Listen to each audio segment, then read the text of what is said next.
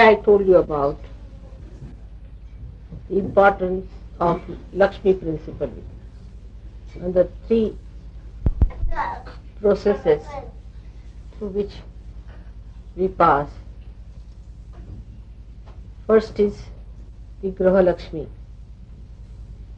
Actually, this is celebrated mostly on the 13th day of the moon, where they say that the housewife has to be given some present. And the best thing she can have is some sort of an utensil. So, people give her some utensils. Actually, it's a very, I think, a mutual thing, because if you give an utensil, she's supposed to cook for you.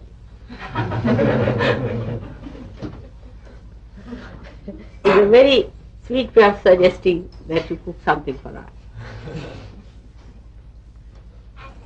Then the 14th day is very important, because that is the day the goddess, as a power, because it was Kartikeya who killed Narakasura, the devil. And he was one of the worst of all. He could not be killed. So Shiva and Parvati were married for the special purpose to produce this powerful Shakti Putra. He is the son of the Shakti, known as Kartikeya. And he was just born to kill this horrible devil called as Narakasura. And he killed. That is the day, 14th day. It's something like Halloween that day. Because that is the day they open the gates of hell and put all the devils into hell. And that's why that day one has to rest in the morning time as long as possible, so that let all the devils be put in nicely, because some of them might be hanging around still. It's better to allow them to get out.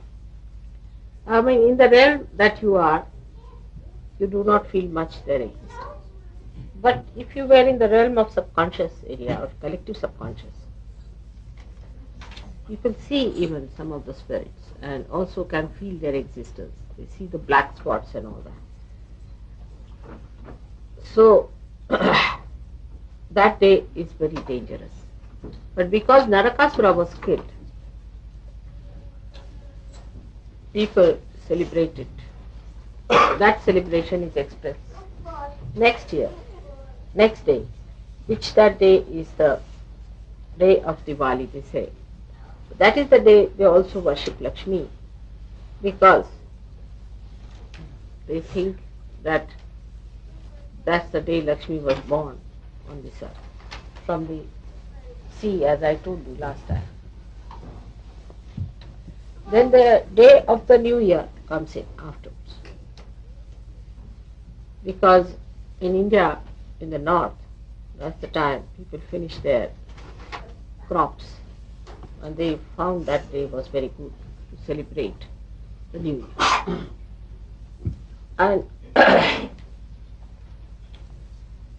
that is actually more sort of, we can say, is a social thing in India. We need not use that.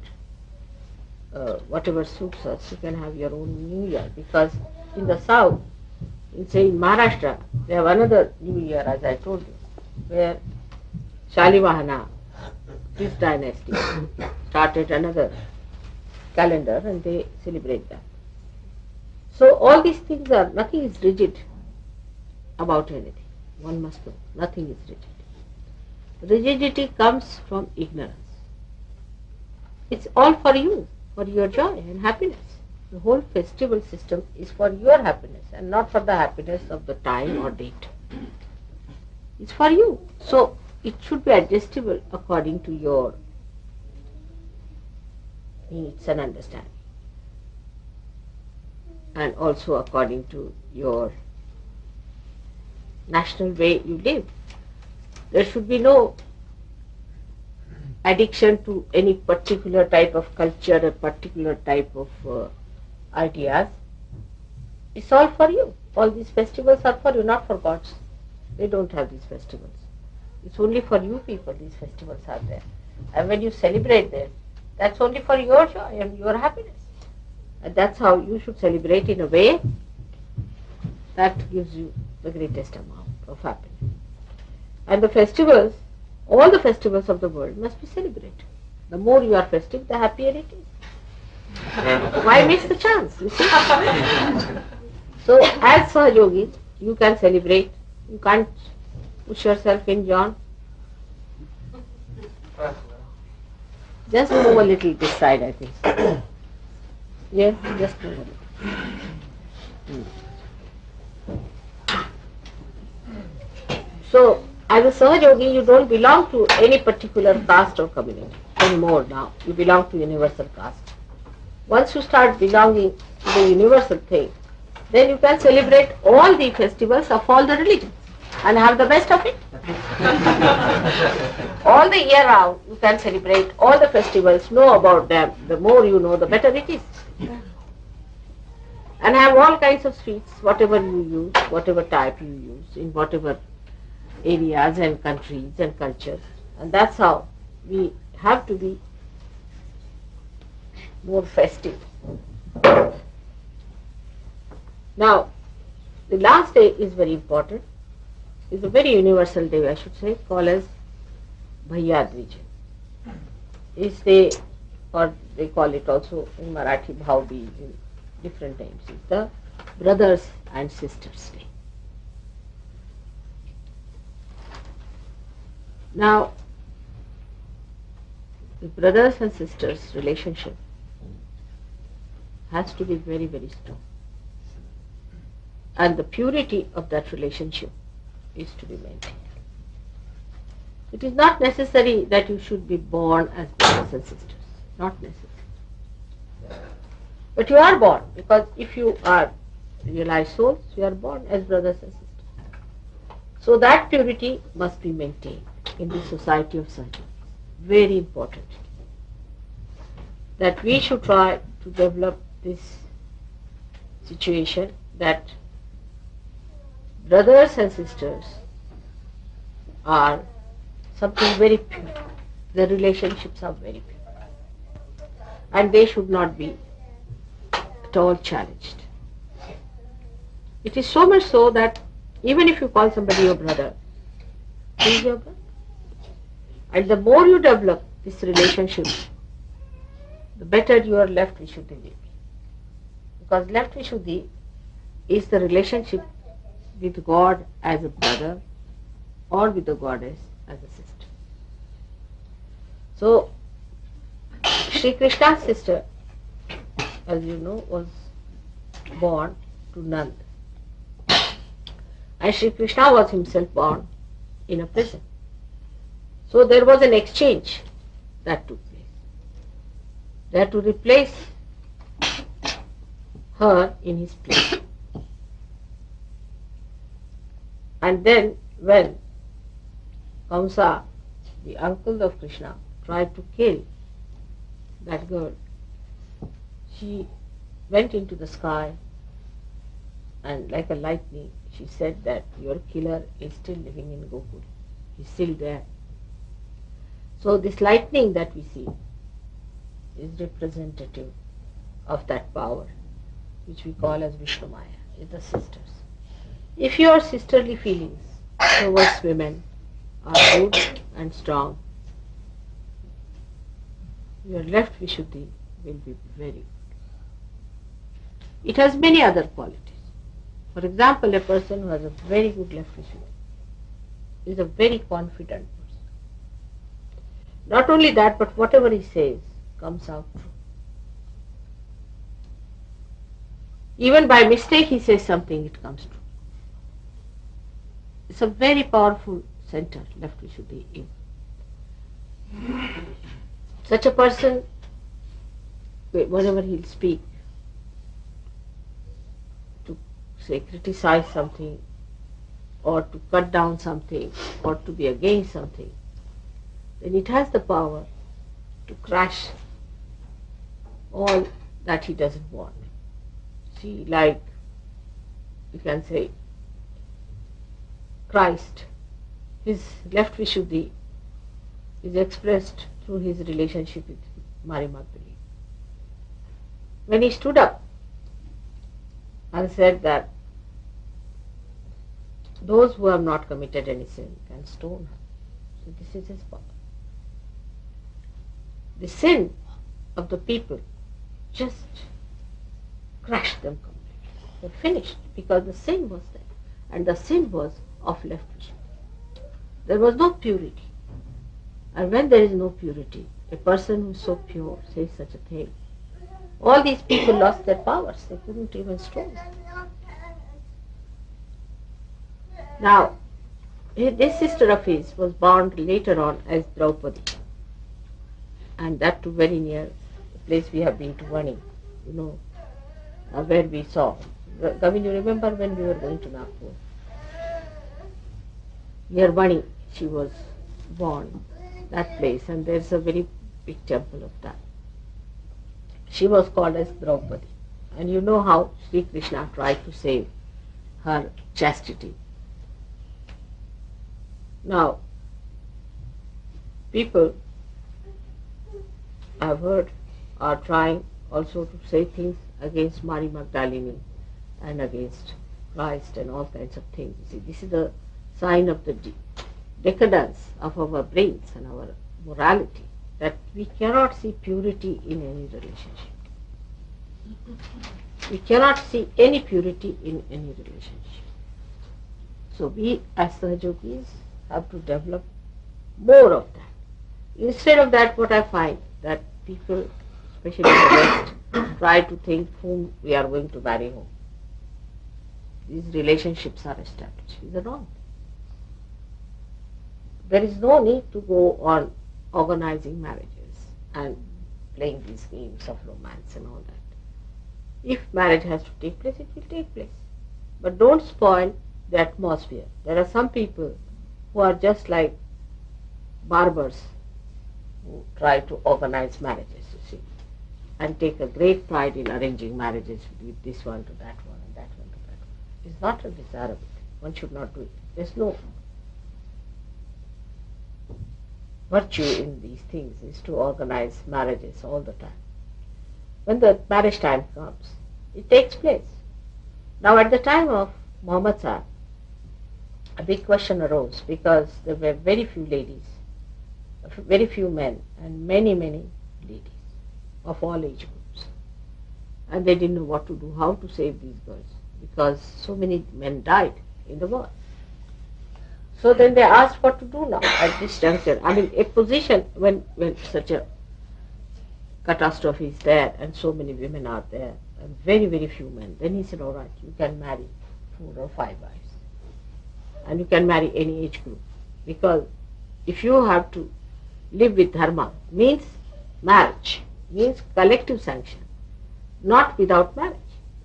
So he said, all right, you can even marry 5 times, but you must marry. Without marriage, you cannot live. And that is why he was particular that every person should be married and should have no relationship without marriage. It was sin. Instead of that, now Muslims think that it is their right to marry 5%. I mean, when the men are more and women are less. Is that wrong? He had to find out a solution. And at that time, the relationship between even the sisters and brothers, he had to delimit because there was a big problem. So he said, all right, the children born of the same parents cannot marry, but cousins could marry. That time. Now that time is changed. All right. It's not that time. We are not on war. There's nothing happening like that. There's no such problem. So let us develop now our pure relationship of brothers and sisters. Actually, first time when we had this Diwali function, I asked people to find one sister for yourself. Every gentleman must have one sister. To find out one. And then that is the day I said, let us start this way, that next time when we meet on another day called as, that's a Purnima, Rakhi Purnima, that you tie the Rakhi in the hand, the same brothers and sisters. In India also we did like that, and it worked very well. So, but there the relationships are so strong. Once Dhumar, you see, I think tied it to Raul Bhai. And now even if I say something to Raul Bhai, he doesn't like. To that extent. It's so sweet, And even Dhumar's wife respects Raul Bhai as an elder sister. See, it's very sweet. Like that, many relationships are established. And next year, I think Raul Bhai became the sister of one of our trustees who is no more there. And she always carried on all that relationship. And they also, imagine, the whole thing is that that relationship is so special, so close, and so pure. And such a relationship one should develop with a lady, any woman, or any friend you want to have. And one should remember that it cannot cross a certain limit. There has to have a maryada. Otherwise they become brothers and sisters and then they marry. It's not possible. So we have to have the boundaries. That is very important. In Sahaja Yoga we have to have maryadas and boundaries. And one of them is this, that once you call somebody a brother or a sister, it's absolutely pure relationship. Little further we'll go with that, and that the relationship with the, as I had told you before, that with your, say, a husband's younger brothers is just like that. They are like your younger brothers, all of them. Husbands, younger brothers, or younger Sahajogis than your husband are. The other way around is for all the ladies,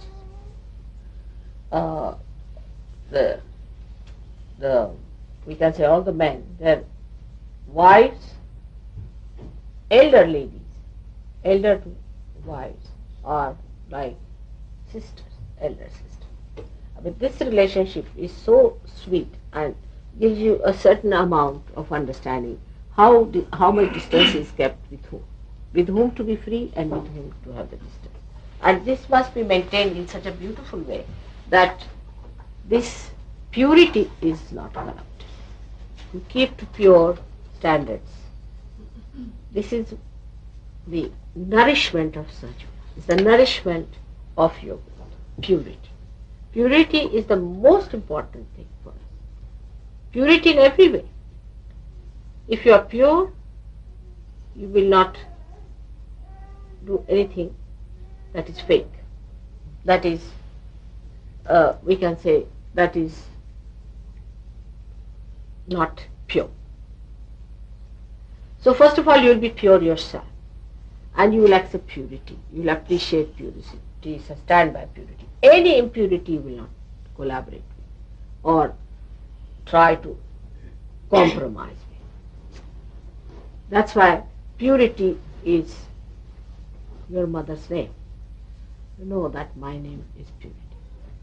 And this purity is such that it pures everything. It just purifies. The purity should be such that it should purify. Otherwise that purity has no meaning.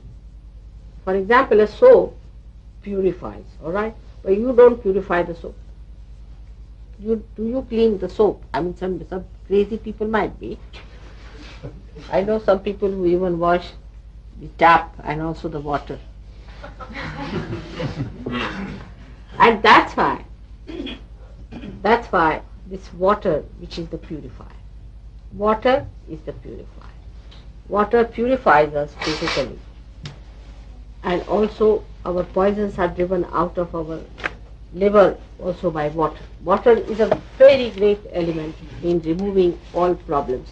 You use water for so many things, you know how you work it out. So this Lakshmi, which is purification, was born out of water. That's why she was called as Mary, as I told you. And I am also called as Neera, meaning born out of water.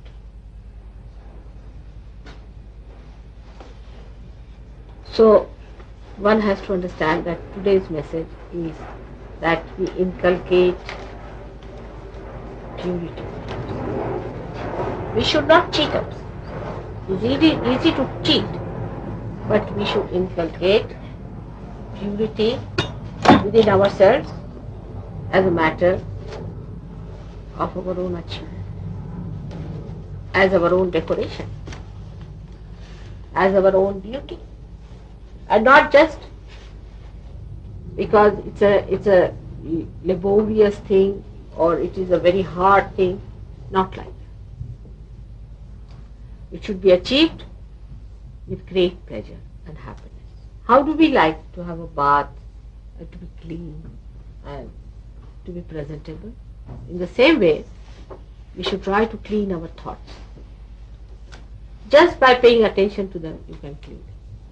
Thoughts must be made clean. First of all, why have thoughts at all? But even if you have clean and pure thoughts. Even if you have to have, don't have thoughts full of arrogance, aggression, or of fear. Some people think that if you have thoughts of fear, it's a very good thing. Oh, I'm frightened. I am afraid. It's impurity. Why should you be afraid? That means you're left with this kind. There's no need to have any fear of any kind. No need to have any fear of any kind. If you have to have fear, that means there's something wrong with you. If you believe that God is above all, you are a realized soul, and that God is going to look after you, that He is your Father, and that He has opened His gates to you, what is there to be afraid of? Many people think that way, that if you have the fears, you are humble. Humility is different from a frightened person. It's absolutely a different thing. It has nothing to do with humility. So, to be humble is different, and to be frightened is different. For Sahaj Yogis, it is very easy to find out through their vibratory awareness what is fear and what is humility. Because humility will give you vibrations and fear will catch all your left side.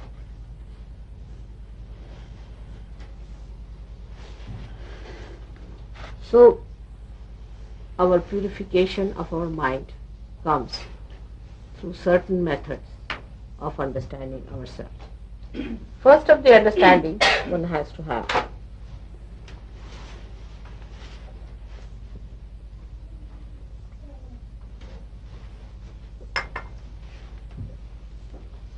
that we are born in a family, born in a society, born in a so-called religious sect or whatever. So all these fixations have put into us certain amount of impurities, which may give us ego, superego, anything it might be. So to keep it pure and simple is take to water element as much as you can. It helps both ways. It helps ego, it helps superego. Take to water element. And that is what Lakshmi is. Lakshmi is the one that gives you the Mahalakshmi Tattva. From the Lakshmi only the Mahalakshmi's principle comes in. And this is after the purification through the Lakshmi process. Christ has said, if you want, I can give you gold bars. You can live with it. But those who love me will only enter into the kingdom of God. And I will eat with them. Means those who are pure only I will eat with them. I will not eat with people who are impure.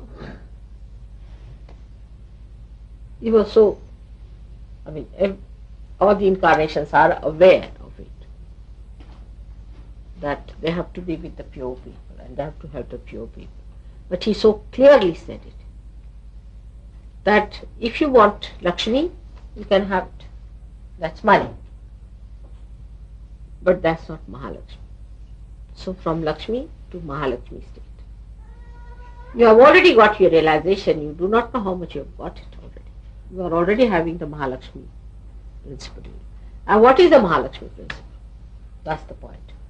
Can I ask this question?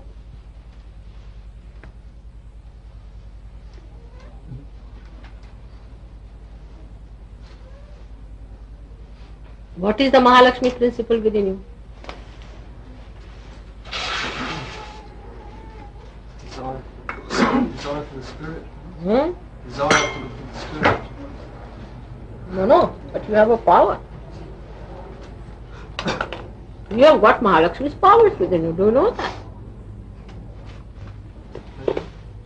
Pleasure it gives you. Pleasure it gives you. The pardon? The pleasure it gives you. The pleasure? Yeah. No. It's the power of giving realization. Go ahead, still. Little more. Pleasure is not a power. Pleasure is what you are enjoying. But it's, you have a power of Mahalakshmi. Sustaining power. Huh? Sustaining power. What's that? It's just the sustaining power. That's no power. I mean, Power of spreading divine power means you have that power to do something. redemption. The power to spread Saj Yoga. Huh? The power to spread Saj Yoga. That's rather vague. Particular one. Deep realization.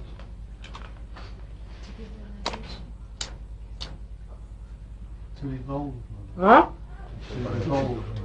Was it? To evolve. But to evolve is your own. Power is what you do to others. The whole thing I told you just now is to purify. You have the power to purify. How do you cure people? By purifying them. Alright? Now just think how you purify others. By talking to others, you can purify them. By touching others, you can purify them. By looking at them, you can purify them. One person who is a realized soul purifies the whole atmosphere. Your atmosphere is purified. Since I have come, it has been warm enough. You purify everything. You purify this light. Do you notice that? You awaken the light.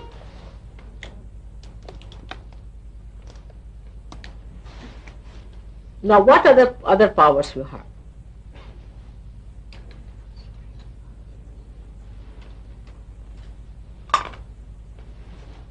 Where's Kundalini? Hmm? Where's Kundalini? That's a vague thing. See, Kundalini is many powers, many-folded. You purify yourself, others and yourself. Now, some more powers are there. Now come here. Let's have it. You all have those powers and you are not aware of them. This is the best part of it. Confidence now. Now, let's have it.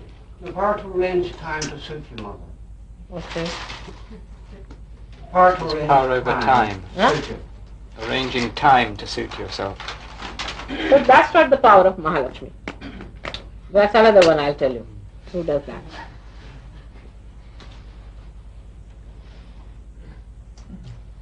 Balance.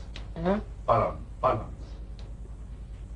To keep with the super power. What do you say? So it gives a balance between ego and superego. No, that's true. That is one of them. But that is Guru power. That is the Guru's power.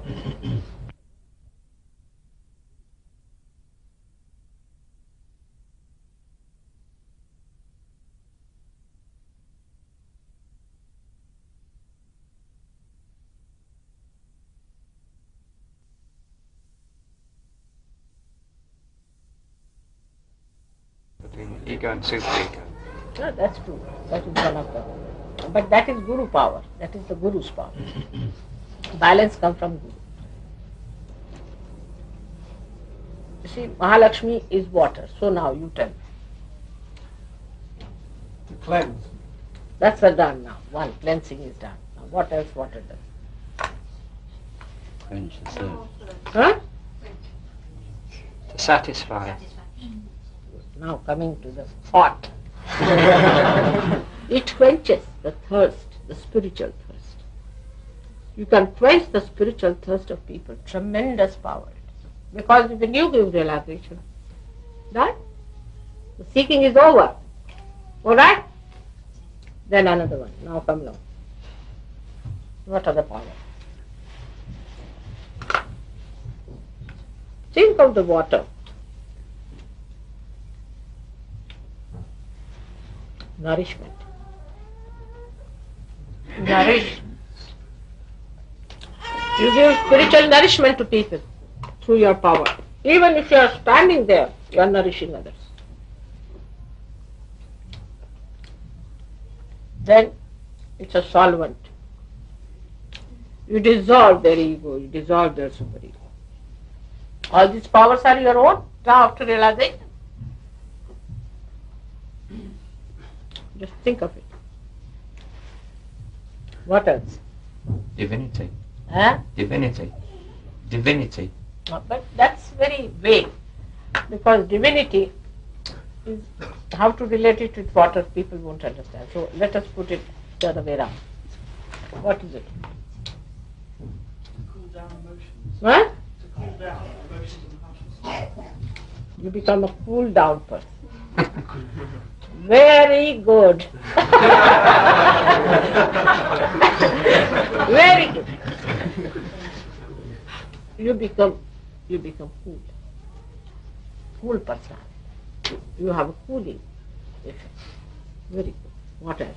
You can carry others. Huh? You can carry others. With you. You can very gently. And also drown some of them.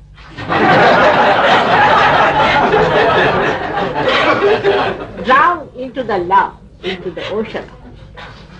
Alright? But you can also push them with 2 running jumps, alright? That also can be done. It has another very great quality, that water permeates into the smallest particle. It goes to the roots and it's sucked through the roots. So Mahalakshmi power, you just see the roots of a person. You just know where the problem comes from. Jump to it.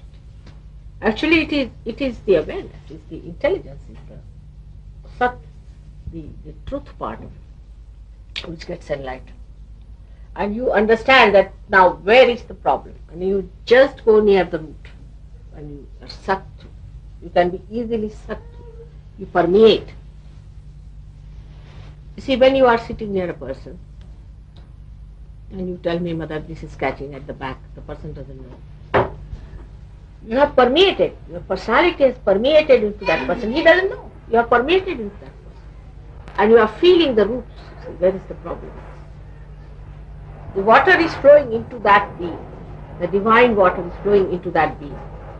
And the obstruction is felt through that divine water. And you can say that this is catching, that is catching. So the permeating. And the another one is the glistening of the water. Water glistens. So your skin starts glistening. Your skin becomes very radiant. And the last of all is the reflection. A person who sees you sees his own reflection. He gets frightened. With me it happens sometimes. And I don't mean anything bad to anyone. But people are unnecessarily frightened of me. Because they see their reflection. So when they meet you, they see their reflection. They can be very aggressive because they see their reflection. They can be very hard on you because they see their reflection.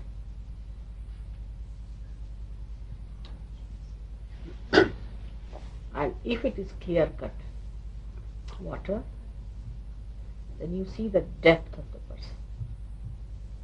If you are clear-cut Sahajogis, they feel the depth, clean, and they can see through the spirit shine.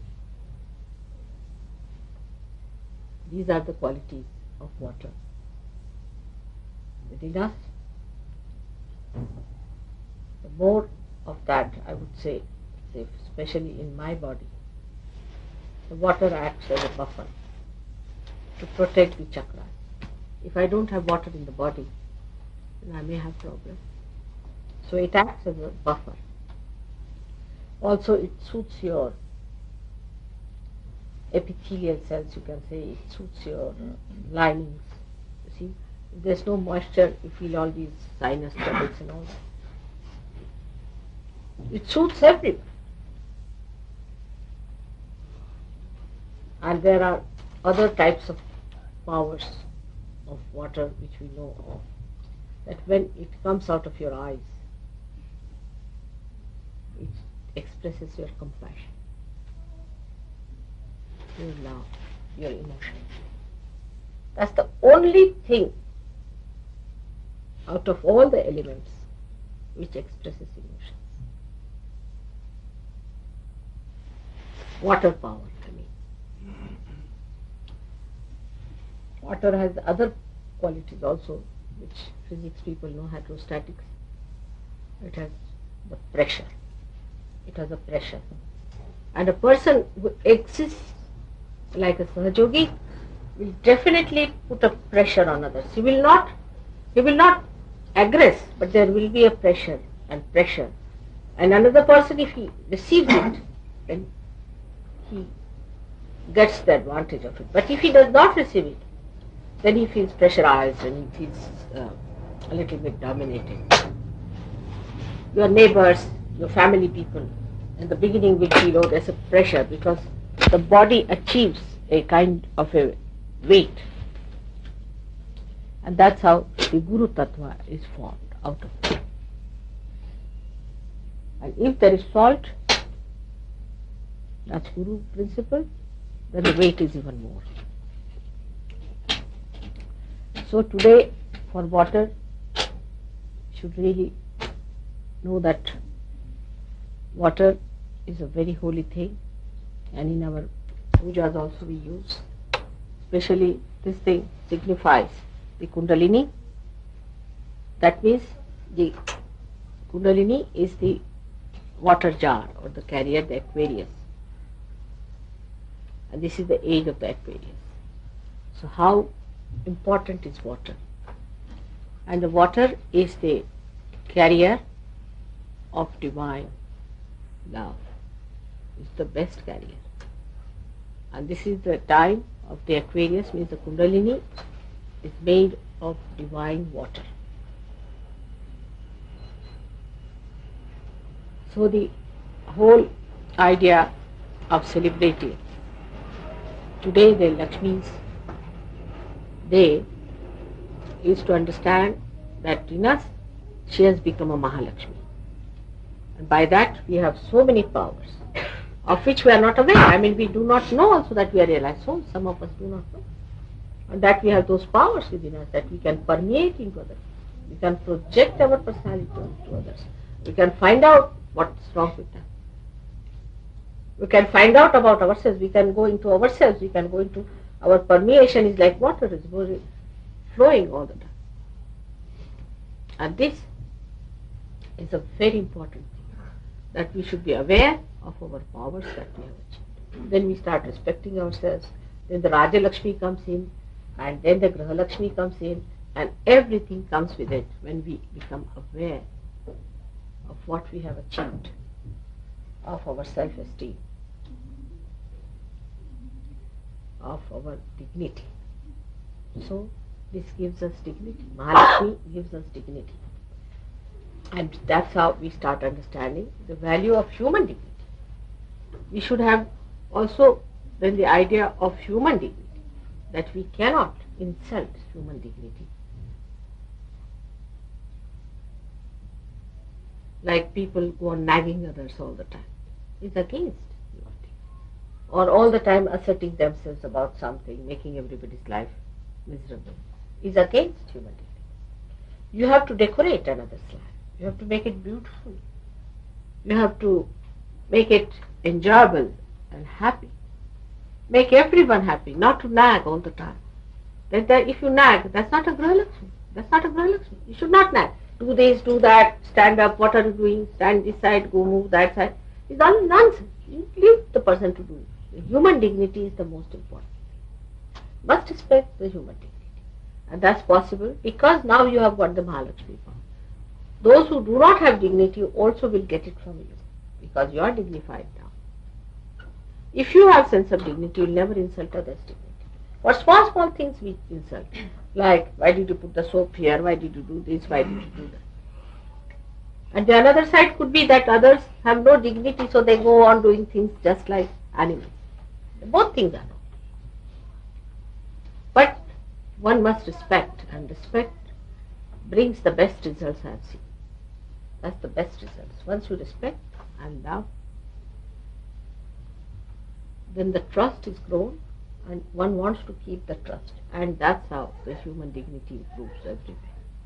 We have to respect every Sahajogi because we are all saints. To respect each other. Absolutely respect. You are all saints. I don't know if you realize what I am saying. Each one of you is capable of giving realization to the whole world. Each one of you. And if we realize, then we must respect ourselves and respect others. Should not talk frivolously about others, make fun. And especially your mother. You can't take liberties with her. That is something one has to know. In the West is important. This is very important. That one has to know about. The other day I was correcting somebody. So Hugo said that you are a very lucky person, that mother is correcting you. You are very lucky that she is correcting you and telling you something. Because you are naive, you see, and that's why you start taking liberties. But first of all, you must respect the dignity of your mother. That's very important. And that gives you the greatest dignity. I am telling you this because unless and until you do that, your growth cannot come up with. So that is a very important point. And like in India, supposing somebody is going to a temple, or they come to, now for example today, she has come, or somebody has come, they'll wear a nice dress. You see, we are going to a temple, and all the ornaments they'll wear, everything they'll wear. That is the day they have to present all their dignity. So one should not come with disheveled hair or things like that. That's not a good thing. Because all these things are important. How you respect, how you have to be dressed, how you have to be presentable. Because these things, some people say that, oh, we live on spirit. You see, we are tidy because we live on spirit. Spirit is the most tidy thing. It tidies everything, you see, it tidies everything. It goes into proper synthesis, proper concord, a complete, beautiful music is created out of that. How can a chaotic person be called a spiritual man? Cannot. Anybody who is chaotic, whose house is chaotic, whose things are chaotic, must know there's something bhutish in that. Absolutely. But you should not be the other way around. That so meticulous that you eat others' heads. That's another side. So both things should not be there. And I go on insisting on this point because it's very important for ego-oriented people. Because they can become anything. The other day I was going on the King's Road and I was surprised to see what sort of dresses people are wearing. And they think that whatever we wear, we are. That means you must be monkeys if you wear such dresses and go about. If you believe in that, then you should be decent people. There should be decorum about it. So, today we have learned about Lakshmi's growth into Mahalakshmi. But it is not that when you grow into something, the rest of it is finished. It's not so. That some people think that we have become spiritual personality now. Lakshmi Tattva is not there. It's not true. You have to be a decent person, properly dressed according to your status in life, the way you live. There should be no, hypocrisy about it. No hypocrisy. By doing any nonsensical thing, like some people think becoming primitive or anything, you will impress others. You will never impress, you see. It's beggar's thing. See, by doing beggary, you will get some beggar's bhoots into you. So we are not to be beggars, neither we have to be sort of dandies, but we are Sahajogis, dignified people. We have our own sense of dignity, and we live with our own dignity, and that's how we should be. Pure, transparent, honest. Within ourselves we should be honest, absolutely honest. Water is so honest to itself. You put anything into the water, it will show. Put any color, it will show. Put any mud, it will show. You have to be so honest to yourself. And the whole thing should work out to be a personality which is very congenial, beautiful, permeating, no doubt, but very beautifully enlightening. Because Mahalakshmi Tattva itself is enlightenment in our awareness. Such a person cannot be an idiot. If there's an idiot, he is not a Sahajogi. Definitely is not. An idiotic person cannot be a Sahajogi. Nitwits, absent-minded. All that has to go away. If you have to be Sahajogis, you cannot be, oh, I know, and all that of nonsense is not, should not be there. The lakshanas, or what you call the symptoms, or you can say the, what can I say, lakshana, is the way you can make out a Sahajogi. It should be like a Lakshmi Putra, the son of Lakshmi, like a king. That doesn't mean that he has everything to himself, no. That doesn't mean that. King gives. His generosity is known by his. King is not known by how much he grabs, does he? He's a king, means he gives. He's giving. Then he should be cool personality. He should not be frozen, he should be cool personality. Not hot temper. Those who have hot temper, I've seen people, you see, here, they first take to violence. I mean, violence is something is out of question for surgeries. No question. If somebody beats you also, you are not to beat him. We have ways of beating them. But you are not to beat them back. You are not to resist them. But if you are a Sahajogi, you have no business to be violent to anyone.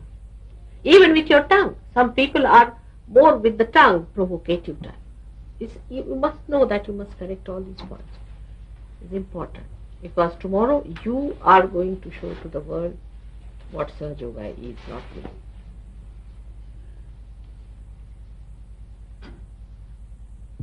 So we have to dedicate ourselves to our purification, to our glorification, because water glorifies, gives you glory. You are all looking so nice and glistening on your face, and I can see the Kanti Rupena Samsita. He said that Ya Devi Sarvabhuteshu, Kanti Rupa, and the glisten on your face, the light on your face. And that is there, I see in you all. It has already come. But it should be inside also. And that the person who is a realized soul, one doesn't have to vow for it. People just know who is a realized. You don't have to tell anyone, people just know the way he is. So many points we have covered today. I hope you will again listen to them, because see, Mataji's lecture goes from one ear and comes out from the other. Thank God we have a way of localizing it. I hope you people will take these tapes and listen to them every day, one by one. And also act, not planning in the paper or in the ear, but it should go in the heart. That's how you are all going to mature. Beautiful children. I'm just counting. Now again CP will be elected for 4 years. And then I have to go. There's hardly 3 years it will pass away. And I won't be able to work so much in UK. The responsibility is such a lot on you people. I hope we'll celebrate some more Diwalis together. May God bless.